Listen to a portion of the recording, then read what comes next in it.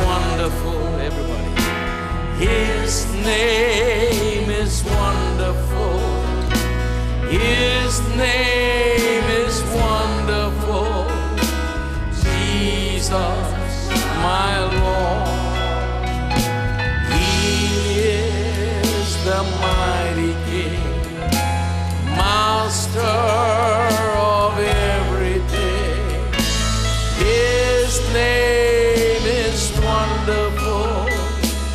Jesus, my Lord. He's the great shepherd, the rock of all ages, Almighty God is He. Bow down before Him.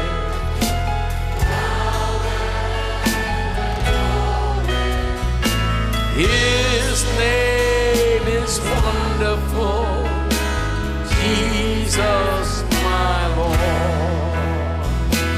He's the great shepherd, the rock of all ages, Almighty God is He. Bow down before Him, love and adore Him. His name is wonderful. Jesus, my यानी आज इस संसार में हर एक व्यक्ति उद्धार का आनंद ले सकता है। देखिए, सुसमाचार की यही महिमा है। हर कोई आजाद है। मैंने बाहर एक भाई से कहा, आप आजाद हैं? आपको ये पता नहीं। मैं आपसे कह रहा हूं, आप आजाद हैं। यीशु ने आपका आजाद किया है। यीशु ने आपका आजाद किया। आप आजाद हैं यीशु मसीह के लहू के द्वारा। क्या आप ये जानते हैं? किसी ने उन्हें नहीं बताया। हम गांव में प्रचार करते हैं, उनसे पूछते हैं, क्या तुम्हें यह पता है, यह हुआ है? वो कहते नहीं, हमें पता नहीं। वो किसी तरह की मसीहत को जानते हैं, किसी तरह की आस्था को जानते हैं, ये किसी तरह का विश्वास होता है और ये सब, लेकिन वो छुटकारे की कहानी नहीं जानते हैं कि परमेश्वर ने उनके लिए ये सब कुछ किया है। इसलिए उन्होंने इसे नहीं थामा है। यानी प्रभु ने लोगों के लिए किया है। यहां एक भी व्यक्ति नहीं है, या पृथ्वी पर एक भी व्यक्ति नहीं है जिसे नरक में जाना होगा। यह जरूरी नहीं है, लेकिन यदि कोई नरक में जाने का निर्णय लेता है तो यह उसका चुनाव है। प्रभु कभी आपका चुनाव दूर नहीं करेगा। यदि कोई नरक में जाने का निर्णय ले तो यह उसका चुनाव है, मूर्खता का चुनाव है, क्योंकि आपको नरक में जाने की जरूरत नहीं। नरक से बाहर निकलने का निश्चित मार्ग है जो प्रभु ने बनाया। एक निश्चित मार्ग है। चाहे आप जो भी हो, चाहे आप जैसे भी हो, चाहे जो भी व्यक्ति कितना बड़ा पापी हो, चाहे उसने कुछ भी किया हो, परमेश्वर कलवरी के क्रूस पर यीशु मसीह के द्वारा उसने सिद्ध छुटकारा दिया है हर एक व्यक्ति के लिए। चाहे आप कोई भी हो, आज आप अपना जीवन बदल सकते हैं। आप प्रभु की संतान बन सकते हैं और आज स्वर्ग के हो सकते हैं, और आपको कोई नहीं रोक सकता है आज अनंत जीवन पाने से, क्योंकि प्रभु ने आपके लिए दिया है। यदि आप आगे बढ़कर इसे ले तो यह आपका है। देखिए, यानी छुटकारा अद्भुत बात है। मैंने आपको कहानी बताई इब्राहिम, इसहाक, याकूब और यूसुफ की और इजरायलियों की, क्योंकि मैं आपको छुटकारे के नैतिक और व्यवहारिक पहलू को बताना चाहता हूं। इनकी कहानी के दो पहलू थे, एक जो प्रभु ने उनसे प्रतिज्ञा की थी और दूसरा कि उन्होंने क्या किया। उनके जीवन में जो समस्या थी वो इसीलिए थी कि जो प्रभु ने किया था उसे उन्होंने थामा नहीं था। व्यवहारिक पहलू से, व्यवहारिक पहलू में कुछ कमी थी। मैं गारंटी देता हूं कि हमेशा हमारी ओर से ही गलती होती है।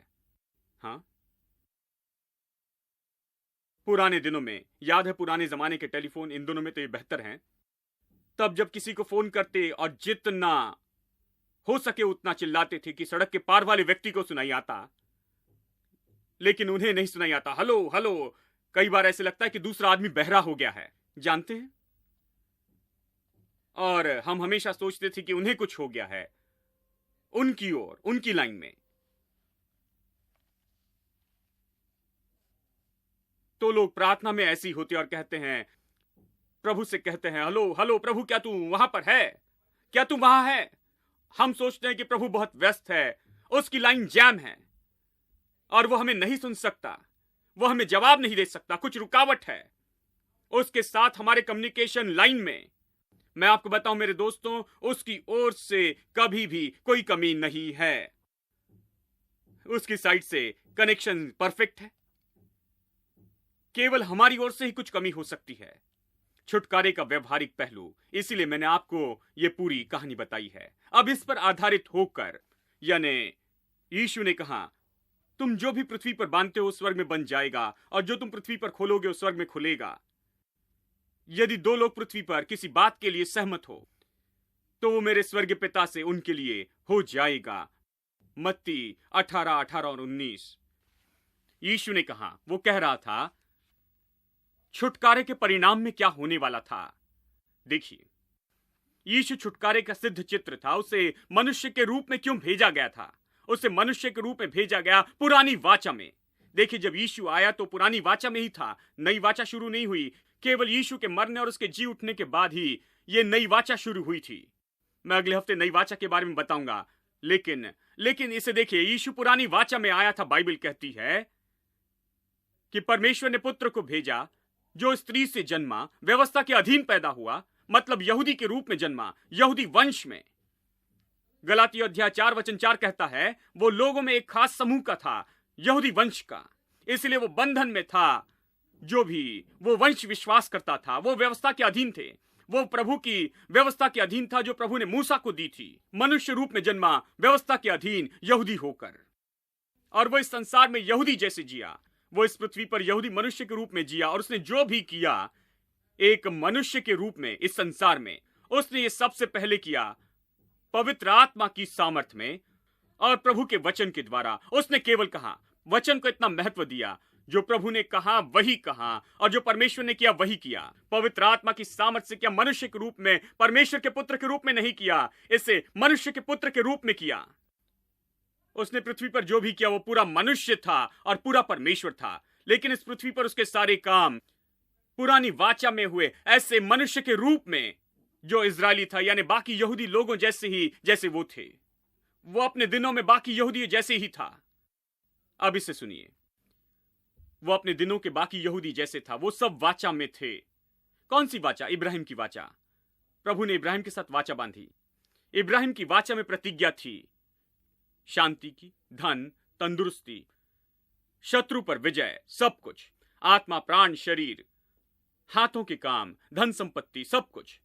इब्राहिम के साथ वाचा पूरी वाचा थी, ऐसी वाचा जो मनुष्य के जीवन के हर भाग के लिए थी, और वो उसमें जीते थे। यीशु उसी में पैदा हुआ, यीशु उस वाचा में था, वो उस वाचा में जिया और सब कुछ उसी वाचा में किया। तो एक बार जब वो आराधनालय में गया, वहां एक स्त्री थी, 18 साल से वो झुकी हुई थी। आप इस कहानी को पढ़ते हैं लूका अध्याय 13 में। चलिए मैं इसे इस तरह बताता हूं। मैं आपको संदर्भ देता हूं, आप पढ़ सकते हैं, बहुत दिलचस्प है। यीशु आराधनालय में गया। कई बार मैं सोचता हूं कि यदि आज यीशु चर्च में आ जाए तो क्या होगा। यीशु आराधनालय में गया। यह पुरानी वाचा का व्यक्ति था, वो एक यहूदी था, यहूदी वंश से था। इब्राहिम की वाचा का वो एक भाग था, वो बाकी सारे यहूदियों जैसे था। लेकिन देखिए, यीशु और बाकी यहूदियों में क्या फर्क था। वो वहां जाता है और ये स्त्री 18 साल से झुकी हुई थी, वो सीधी खड़ी नहीं हो सकती थी, इस तरह आ रही थी। ये किसी के साथ में हुई सबसे बुरी घटना होगी। वो इस तरह थी और वो उससे देखता है, और जानते उसने क्या कहा? इब्राहिम की ये बेटी, आप इसे पढ़िए, वो कहता है कि इब्राहिम की ये बेटी, कैसे ये इब्राहिम की बेटी इस तरह हो सकती है कि शैतान के द्वारा इतने साल तक सताई जाए। बिल्कुल यही शब्द थे। कैसे ये इब्राहिम की बेटी, कैसे शैतान इब्राहिम की बेटी को छू सकता है? किस तरह शैतान इसे इस तरह झुका सकता है? कैसे शैतान इसे ऐसे बना सकता है? शैतान इसे इतना बीमार कैसे कर सकता है कि झुककर जमीन को देखे और ऊपर न देख सके? कैसे इब्राहिम की बेटी शैतान द्वारा सताई जाए 18 साल तक? अब दूसरे इसके बारे में क्यों नहीं सोचते? दूसरे भी यहूदी थे, वो वहां थे। यीशु कोई खास व्यक्ति नहीं था, वो व्यवस्था के अधीन था, यहूदियों के रूप में, वो वाचा का भाग था जो प्रभु ने इब्राहिम से बांधी थी। आराधनालय के बाकी लोगों जैसे ही आराधनालय में रब्बी थे, शिक्षक थे और लोग थे जो उससे ज्यादा व्यस्त थे, उससे ज्यादा अनुभवी थे। किसी ने इसके बारे में नहीं सोचा। सच में उन्होंने कहा कि हाँ, ये कई बार होता है, बस यही है। देखो, वो तो इससे भी और आगे चले गए। उन्होंने केवल यही नहीं कहा कि ये जीवन की वास्तविकता है। यदि ऐसा है तो हम क्या कर सकते हैं? आपको बस ऐसे ही चलना होगा बाकी पूरे जीवन भर, जानते हैं। उन्होंने केवल इतना ही नहीं कहा, उन्होंने ये भी कहा कि कुछ इसी के लायक है क्योंकि उनके पूर्वज में से किसी ने पाप किया और इसलिए यह हुआ। याद है अंधा आदमी, यूहन्ना की किताब अध्याय 9 में यीशु इस व्यक्ति से मिलता है जो जन्म से अंधा था। तुरंत ही चेले, हमारे भाई यूहन्ना, पतरस और ये सब लोग, वो खुद इतना प्रकाशन नहीं पाए थे। वो यीशु को देखकर कहने लगे, यीशु, तुम्हें क्या लगता है कि किसने पाप किया, इसके पिता ने या इसके दादा ने? किसी ने पाप किया होगा इसलिए ऐसा हुआ है। उनके मन में कभी यह नहीं आया कि यह इब्राहिम का बेटा है, यह वाचा का व्यक्ति है। वाचा का व्यक्ति ऐसे कैसे हो सकता है, यह उनके मन में नहीं आया। उन्होंने कहा कि किसी ने कहीं पाप किया होगा इसलिए ऐसा हुआ है। वो इतना दूर चले गए, वो सही साबित करने लगे कि लोग क्यों ऐसे हैं। वो बातें करने लगे कि यह कैसे सही है, कुछ लोगों के लिए ऐसा ही है, यह ऐसा ही होगा। यह अजीब है कि हम कितने दूर चले गए हैं। प्रभु की प्रतिज्ञा भूल जाते हैं और अपनी जगह पर नहीं रहते हैं, अपनी जगह पर डटे नहीं रहते। और हम प्रभु की बातों से कितना दूर चले जाते हैं और इतने धर्मी हो जाते हैं। 18 साल से यह स्त्री चर्च में आ रही थी, 18 साल से वैसी चल रही थी और जैसे वो आई वैसी घर चली गई। किसी ने उसे नहीं बताया, यह आपका अलौकिक अधिकार है इब्राहिम की बेटी के रूप में कि चंगे हो जाए, और दुष्ट शैतान आप पर अधिकार और सामर्थ नहीं रख सकता है।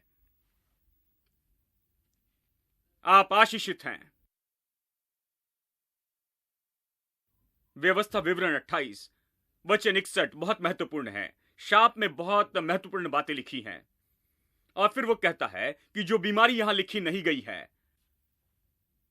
वो भी शाप है। वो कहता है यानी हर बीमारी शाप में है इब्राहिम की वाचा के अनुसार।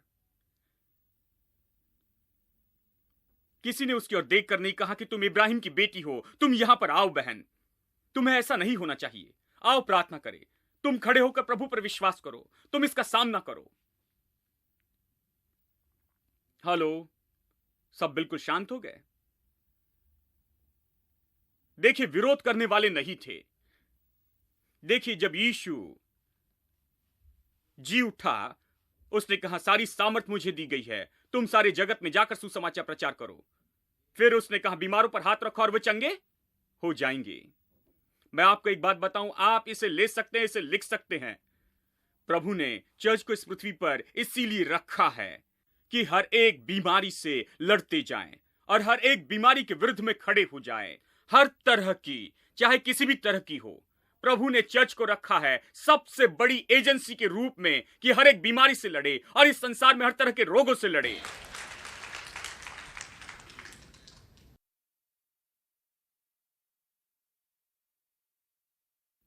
मसीह चर्च हीलिंग सेंटर नहीं है। मसीह चर्च चंगाई में विश्वास नहीं करते हैं। सच में वो इतनी दूर चले गए हैं और कहते हैं खैर, आखिरी प्रेरित मरने के बाद वो खत्म हो गई। कल्पना करें, बड़ी भीड़ उस व्यक्ति के द्वार पर खड़ी है जब वो मर गया। आखिरी प्रेरित, चाहे वो जो भी हो, ये आखिरी प्रेरित के साथ खत्म हो गई। जब आखिरी प्रेरित मरा, चंगाई चली गई। चंगाई कब पाएंगे? जब स्वर्ग में जाएंगे। देखिए, यही समस्या है। हमने सब कुछ भूतकाल में रखा और जो भी बाकी रह गया उसे भविष्यकाल में रखा है। और हम कहते हैं कि अब क्या रह गया है? तो कहते हैं आशा करते रहो, प्रार्थना करते रहो, भीख मांगकर रोते रहो, मांगते और गिड़गिड़ाते रहो, कुछ करो लेकिन कुछ नहीं पा सकते। सब कुछ भूतकाल में है। वो इब्राहिम, इसहाक और याकूब के लिए है और जो भी दिखाए वो कहते वो इब्राहिम के लिए है। वो इब्राहिम की बात है। देखिए, कुछ लोग बाइबल के इतने भाग कहते हैं, इतने इतने युग थे, ये उस युग के लिए था, वही अध्याय बंद हुआ। तो नहीं कहना कि प्रभु ने क्या दिया, तो बस हम बाइबल को आधा फाड़ कर फेंक दे और फिर आप सोचेंगे आधा बाकी है। अब इस आधे के बारे में क्या? तो कहते हैं स्वर्ग के लिए है। जब हम स्वर्ग में जाएंगे तो आपके लिए क्या है? कुछ नहीं। तो इतनी बड़ी किताब क्यों रखी है? मैं आपको बताऊं मेरे दोस्तों, पहले पन्ने से आखिरी पन्ने तक ये कह रही है हमारा अलौकिक अधिकार, हमारे सौभाग्य और हम क्या हैं प्रभु में और उसके द्वारा। यानी प्रभु ने रखा है। देखिए, हमारे पास छुटकारा है और छुटकारे में ये सारी चीजें हैं। इब्राहिम और उसके लोग छुड़ाए गए लोगों के चित्र हैं और इस छुटकारे में ये शामिल था वो सब जो शारीरिक था, आर्थिक था, आत्मिक था, दिमागी, भावनात्मक, परिवार और अपने हाथों के काम, सब कुछ इसमें शामिल था। आप बाइबल पढ़िए, प्रभु मनुष्य को देखता है किसी भागों में या टुकड़ों में नहीं। प्रभु मनुष्य को देखता है एक पूरे व्यक्ति के रूप में। हमने सब विभाजित किया। प्रभु आपको एक व्यक्ति के रूप में देखता है। प्रभु दिलचस्पी लेता है आपकी आत्मा में, आपके प्राण में, आपके शरीर में, आपके परिवार के जीवन में, आपके धन में, आपके हाथों के कामों में। आप जिन परेशानियों से जा रहे हैं, प्रभु दिलचस्पी लेता है और प्रभु ने यहां प्रतिज्ञाएं दी हैं। प्रभु ने आपको कुछ सौभाग्य दी है, कुछ ऐसी चीजें हैं जो आपकी हैं। सच में मैं आपसे कहता हूं कि चंगाई अब प्रतिज्ञा नहीं रही है, ये सच्चाई है। ये सच्चाई है। तो हमें क्या करना चाहिए? यदि आप बीमार हैं तो बस लेटे लेटे इसे स्वीकार न करें, इससे लड़े। क्यों हॉस्पिटल, 100 करोड़ के हॉस्पिटल बनाए जा रहे हैं? मैंने हाल ही में पढ़ा था कोई 100 करोड़ का हॉस्पिटल बना रहा है। क्यों? हम बीमारी से लड़ेंगे, हम एड्स से लड़ेंगे, हम इससे और उससे लड़ेंगे। प्रभु की स्तुति भाई, मैं आपके लिए ताली बजाता हूं। अद्भुत है, वो अच्छे लोग हैं, वो सारे डॉक्टर्स बीमारी से लड़ रहे हैं। मैं सोचता हूं वो हमसे ज्यादा बाइबल पर विश्वास करते हैं। वो बीमारी से लड़ने में अच्छे हैं। वो लड़ना पसंद करते हैं इन बीमारियों से। इसे पूरी तरह से निकाल दे मनुष्य जाति से। इतनी सारी बीमारियों से पीछा छुड़ा ले जिन्होंने आकर लोगों को बंदी बनाया है। इनके विरुद्ध में वो लड़ते रहते हैं। चर्च इसके विरुद्ध में क्यों नहीं लड़ सकता है? उसके विरुद्ध में खड़े रहे, उसके विरुद्ध में डटे रहें। दूसरी चीजों के बारे में ऐसा ही है। मैं उदाहरण के लिए तंदुरुस्ती की बात कर रहा हूं। जीवन में महत्वपूर्ण बात है ये। बहुत से लोगों को चंगाई चाहिए, लेकिन हम इसे कैसे देखते हैं? आपको बीमारी है, लेकिन आप उसे कैसे देखते हैं? जब आप डॉक्टर के पास जाते हैं तो डॉक्टर क्या कहते हैं? मुझे याद है एक डॉक्टर ने एक मरीज के बारे में मुझे बताया कि वो अच्छे मरीज हैं क्योंकि वो मुझे सहयोग देते हैं। क्यों? क्योंकि वो भाई जैसे उन्हें बताया गया वैसे ही दवाइयां लेते हैं, अपने शरीर की देखभाल करते हैं और जो डॉक्टर कहते हैं वही करते हैं। क्योंकि डॉक्टर बीमारी के विरुद्ध में लड़ रहे हैं मेडिकल साधन से, और ये भाई अच्छे सहयोग देने वाले व्यक्ति हैं जो डॉक्टर के साथ मिलकर बीमारी से लड़ रहे हैं। यही इसका अर्थ है।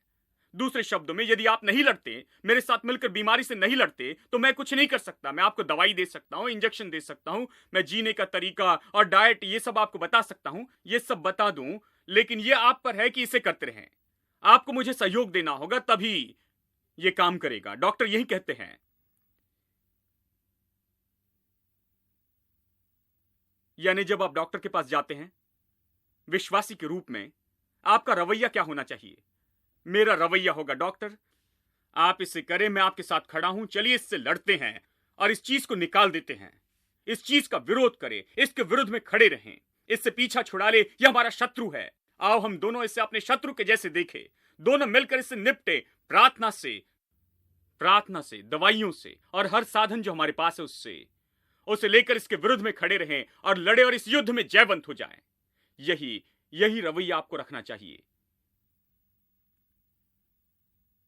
यदि आप रवैया रखते हैं, खैर ये जीवन की सच्चाई है भाई, मेरे परदादा में ये थी और मुझे भी होनी ही चाहिए।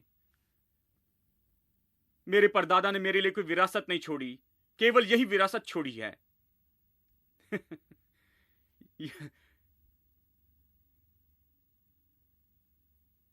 यदि आपका रवैया है तो आप इससे नहीं लड़ रहे हैं, आप इसे आने दे रहे हैं, इसका स्वागत कर रहे हैं, पोषण कर रहे हैं, और ये बढ़ती है। फाइटिंग मोड में आ जाएं और कहे मैं इसके विरुद्ध में लड़ूंगा, इसके विरुद्ध में खड़ा रहूंगा। मैं इसे नाश करूंगा, मुझे नाश करने नहीं दूंगा। यीशु के नाम में मैं अपनी जगह पर खड़ा रहता हूं। यदि मुझे अनंत काल के लिए खड़ा होना हो तो भी खड़ा रहूंगा। चाहे कुछ भी हो जाए मैं खड़ा रहूंगा। चाहे कैसे भी दिखे मैं खड़ा रहूंगा। चाहे सब कुछ भी कहे मैं खड़ा रहूंगा। चाहे कोई भी कुछ भी कहे, मैं प्रभु के वचनों पर विश्वास करूंगा, प्रभु के छुटकारे पर जो उसने मेरे लिए तैयार किया है। जब ऐसा करेंगे तो ज्यादा समय नहीं लगेगा आपके छुटकारे के लिए। संपन्नता के साथ भी ऐसा ही है, अपनी जरूरत पूरी करना हर तरह से। देखिए, बहुत से लोग जीवन भर सामना करते हैं और बहुत सी संस्थाएं हैं, अद्भुत संस्थाएं जो मदद करती है, मसीह संस्थाएं और दूसरी संस्थाएं हैं, वो मदद करती हैं कि लड़े इस भयानक चीज गरीबी से जो लोगों को नीचे रखती है। वो गुलाम नहीं लेकिन गुलाम जैसे महसूस करते हैं।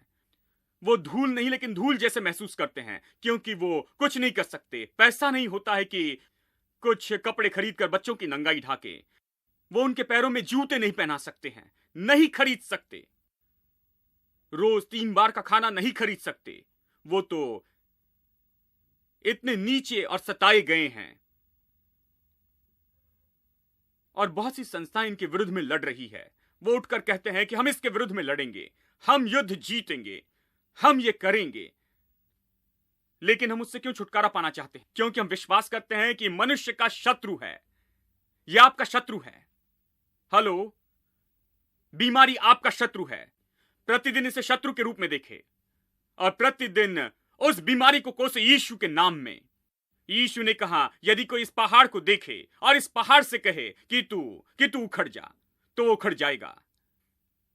यीशु ने पेड़ को देखा, अंजीर के पेड़ को, कहा, आपसे कोई मनुष्य तेरा फल नहीं खाएगा, आपसे तू उत्पन्न नहीं करेगा, जड़ से सूख जाएगा।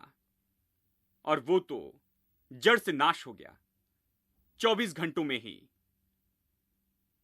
देखिए, यानी सामाजिक काम सब कर सकते हैं।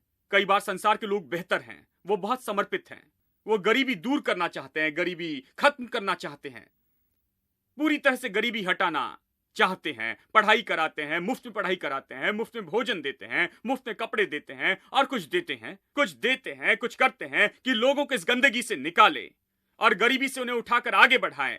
कितनी अद्भुत बात है। लेकिन चर्च क्या कर रहा है? चर्च कहता है, धन्य है जो कंगाल है। यह उनका महान संदेश है। ओ, ये बाइबल में कहां है भाई? धन्य है वे जो कंगाल हैं। और धनी व्यक्ति के लिए परमेश्वर के राज्य में प्रवेश करना बहुत कठिन है। ऊंट को सुई के नाके से निकलना आसान है, लेकिन धनी का स्वर्ग राज्य में प्रवेश करना कठिन है। ये पहले से लाइंड अप है।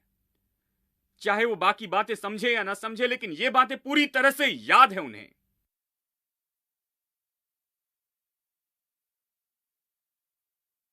वो कहते हैं पैसा बुरा है। कई बार इसे मोड़ देते हैं। वैसा तो वचन है, पैसों का लोभ सारी बुराई की जड़ है। लेकिन वो कहते हैं पैसा बुरा है भाई। बाइबल ये कहती है, यह आपके आत्मिक जीवन के लिए अच्छा नहीं है। विश्वासी इस संसार में रखे गए, मैं आपसे कहता हूं, विरोध करने वालों के रूप में, मनुष्य के शत्रु यानी गरीबी के विरुद्ध में, जो शैतान ने मनुष्य पर लाया पतन के द्वारा, श्राप के द्वारा। और चर्च रखा गया है कि शत्रु के इस काम के विरुद्ध में, कि उससे लड़ते रहें। और मैं इस चर्च से इसके विरुद्ध में लड़ता रहूंगा, क्योंकि मैं संपन्नता के बारे में कह रहा हूं। मैं लोगों को बता रहा हूं जिनके पास कुछ नहीं है, आप जो चाहे वो पा सकते हैं। यीशु के नाम में आप आशीषित हैं और सब कुछ संभव है। मैं इसी के विरुद्ध में लड़ रहा हूं। मैं इसके विरुद्ध में लड़ता हूं दिन और रात। मैं जितना हो सके सबको बताता हूं। मैं कहता हूं, प्रभु आपकी भलाई चाहता है, आपके धन में भी। भौतिक रूप में प्रभु चाहता है कि आप अच्छे हो। चर्च इससे क्यों नहीं लड़ता? क्योंकि ये सब छुटकारे का भाग है। मैं आपको दिखाऊंगा, ये सब छुटकारे का भाग है। लेकिन हम कभी खड़े नहीं रहते। हम तो गरीबी में गुलाम रहते हैं। हम गरीबी में स्थिर रहते हैं और गरीबी को सही बनाते हैं, और उसे सही बनाने के लिए बाइबल के वचन देखते हैं। वो हर तरह के बाइबल के वचन देखते हैं। लोमड़ियों के भट्ट है और पक्षियों के घोंसले हैं, लेकिन मनुष्य के पुत्र के लिए सिर धरने की जगह नहीं है।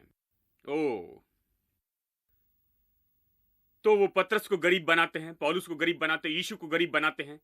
एक बार यीशु को गरीब बनाया तो गरीब रहने के लिए हर कारण है।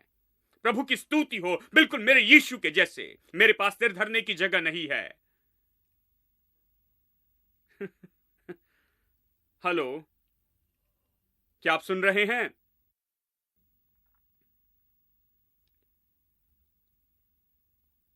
अपने विश्वास को सही बनाने के लिए बाइबल मत पढ़िए। अपनी असफलता को सही बनाने के लिए बाइबल मत पढ़िए। अपना जीवन जैसा उसे सही बनाने के लिए बाइबल मत पढ़िए। बाइबल पढ़िए आपका जीवन बदलने के लिए, आपके जीवन में जो भी उसे बदलने के लिए। बाइबल पढ़े और जिसे प्रभु ने हां कहा है उसके लिए हां कहे, और प्रभु ने जिसे मना किया उसके लिए मना करे। अपना मन सही कर ले दोस्तों, गरीबी को आने न दे, गरीबी में एडजस्ट न हो जाए, गरीबी स्वीकार न करे, अपना मन गरीबी में स्थिर न रखे, इसे नहीं कहे, इसके विरुद्ध में खड़े रहे। शायद आप गरीब हो, लेकिन मुझे वो भाई पसंद है, शायद वो गरीब हो लेकिन उसके विरुद्ध में खड़े होकर कहता है यीशु के नाम में मैं इस पर जय पाऊंगा। मैं आपको बताऊं, जब वो खड़े हो जाए तो ज्यादा समय नहीं लगेगा कि बाहर आए। डटकर खड़े रहे दोस्तों, ये संभव है। आइए हम सब खड़े हो जाए।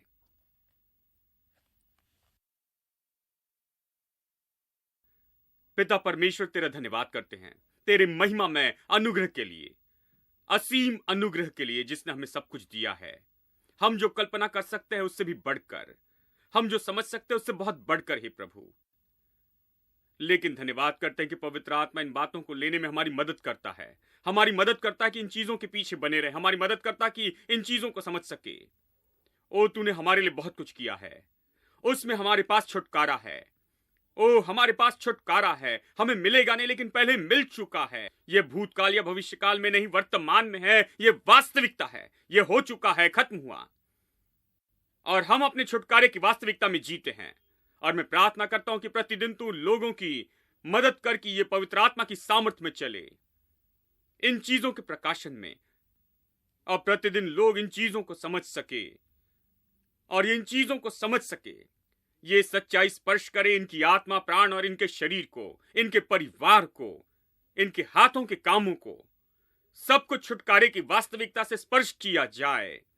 जब ये मुश्किल का सामना करते हैं तो छुटकारा इनके मन में आए, जब समस्या का सामना करते हैं, जब शत्रु का सामना करते हैं तो छुटकारा इनके मन में आए, जब मुश्किलों का सामना करते हैं तो छुटकारा इनके मन में आए, जब बीमारी का सामना करते हैं तो छुटकारा इनके मन में आए, जब ये सामना करते हैं गरीबी, कमी और घटी का, तो छुटकारा इनके मन में आए।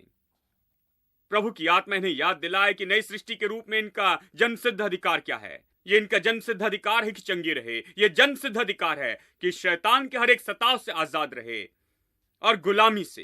ये इनका जन्म सिद्ध अधिकार है कि गरीबी की गुलामी से ये आजाद रहे। ये इनका जन्म सिद्ध अधिकार है। ये सच्चाई इनके दिल और मन में बस जाए। हे प्रभु, इनके दिल और मन को इन चीजों से भर दे।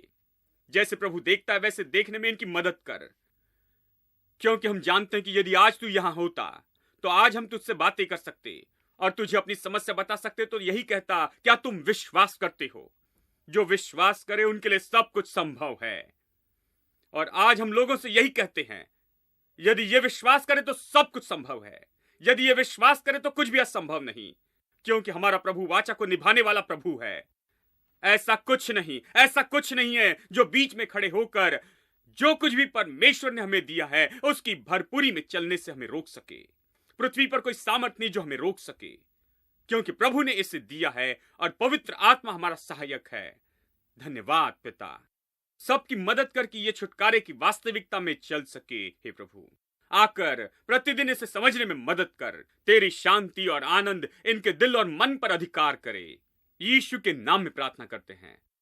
अब हमारे प्रभु यीशु मसीह का अनुग्रह और पिता का प्रेम और पवित्र आत्मा की संगति हम सब के साथ अब से लेकर हमेशा होती रहे। आमीन।